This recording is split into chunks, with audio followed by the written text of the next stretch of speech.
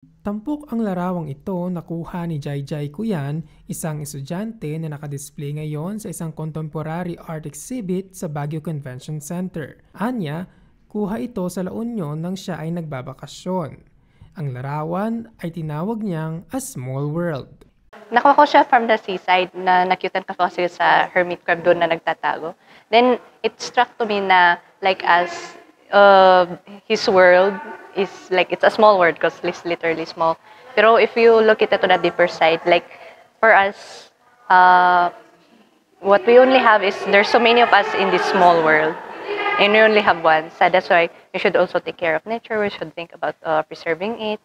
I want to let them know na yung mga, kahit yung mga maliliit na hayop, maliliit na bagay, they're also like thriving from the big world, from us, yung mga big people. Isa lamang iyan sa mga iba pang litrato, painting at sculptures na bumida sa inauguration ng Subli, parte ng opening gala para sa selebrasyon ng Ibaguio Festival ngayong taon. Kabilang rin sa mga tampok na art ang painting ng national artist na si Ben Cab, na nanguna rin sa opisyal na pagbubukas ng event.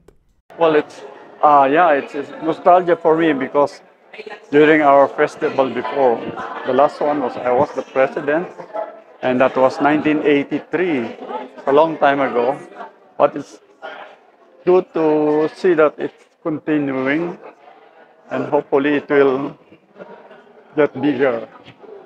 Ang opening gala ay nagbigay rin ng pagkakataon para sa kolaborasyon ng iba't ibang universidad upang itanghal ang contemporary theatrical presentation na base sa alamat ng Mount Dinayaw o ang Sleeping Beauty of Mountain of Kalinga. Pinangunahan naman ni Mayor Benjamin Magalong ang symbolic lighting ng Fire of Creativity kasunod ng pagpasa ng tapay para sa ceremonial toast. And this year, our theme resonates deeply with the spirit of our city and its people. Create change. Change creates. In Baguio, we have understood the power of creative expression in fostering positive transformation. Ayon kay Festival Director Alec Mapalo, layon ng pagdiriwang na hikayatin ang mga kabataan sa mga barangay na mas maging involved sa arts. We would like to expose them now to what, of course, those who were ahead of them, no, the elder artists natin, particularly with this kind of exhibit that we have, so that they can be inspired, no, to expand and elevate their craft and art. Dagdag pa niya ang ibang pagkakaabangan ngayong taon. We have for the first time doing a art collaboration with Cebu City. So we'll have an art exchange, artist exchange. We call it a gallery takeover. So on the 21st November, our artists will be exhibited in Cebu. The artworks of our artists. And then a week after, baliktad naman, Cebu will come here. So that is going to be one highlight of the festival this year. Habang hinikayat naman ng reigning Miss Baguio na makiisa ang mga tao sa selebrasyon.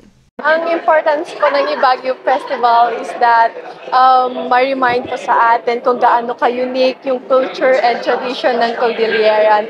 And kung gaano po ito kagaling, napakaganda po yung Baguio Festival. And nakit ko po kayo, punta po kayo sa Baguio Festival. Ang festival ay nasa ika-6 na taon ng komemorasyon na may temang Create Change, Change Creates, na magtatampok ng iba't ibang aktibidad upang ibida ang syudad bilang UNESCO Creative City for Craft and Folk Arts. There are events like this that they could join and have their works be shared to everyone. So first part naman, yung lakas lang ng loob na lumapit magtanong mga ganito na, can we join the group? Can we be part of this and share also our works? Ganon. That way we can encourage one another to have our arts displayed and shared with everyone. Tinatayang mula November 11 hanggang November 25, magtatagal ang buong selebrasyon. Kyle Marquez, Adrian Mas, para sa Herald Express Balita.